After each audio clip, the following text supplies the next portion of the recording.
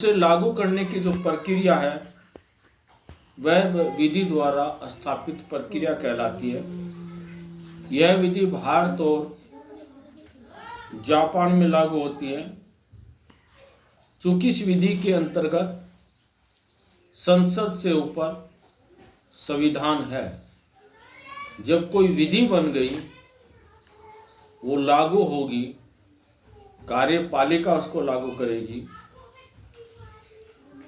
और इस प्रकार से यानी यहाँ सुप्रीम कोर्ट सर्वोपरि, यानी सर्वोपरि का मतलब सुप्रीम कोर्ट का अधिकार है कि विधि जो बनी है वह संविधान के अनुसार बनी या संविधान के अनुसार नहीं बनी, यह सभी कार्य किसका है?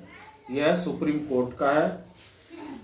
और यहाँ तक है, अगर कोई विधि बनी है उस विधि के अंतर्गत जो चीज़ उचित है उसको कोर्ट स्वीकार करेगा और जो उचित नहीं है उसको हटा देगा। यह भी इसके अंतर्गत दिया गया है। और इसलिए तीसरी विधि होती है विधि के द्वारा उचित या सम्यक प्रक्रिया। यह विधि अमेरिका में लागू है। इसके अनुसार कोर्ट जो कहेगा वही मान्य होगा, उसी को माना जाएगा। तीसरी विधि है। इसलिए हमारे यहाँ जो विधि है, जो विधि द्वारा स्थापित प्रक्रिया है, इसके अंतर्गत व्यक्ति के अधिकार छीन सकते हैं यदि वह कानून या संविधान का उल्लंघन करता है।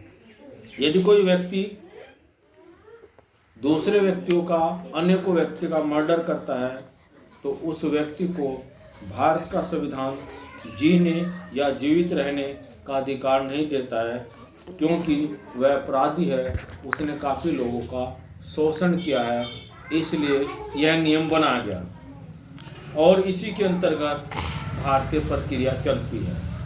और इसलिए अगर इस विधि के अंतर्गत हम देखते हैं, विचार करते हैं, आगे दूसरे भाग में देखते हैं, तो देखिए तीसरी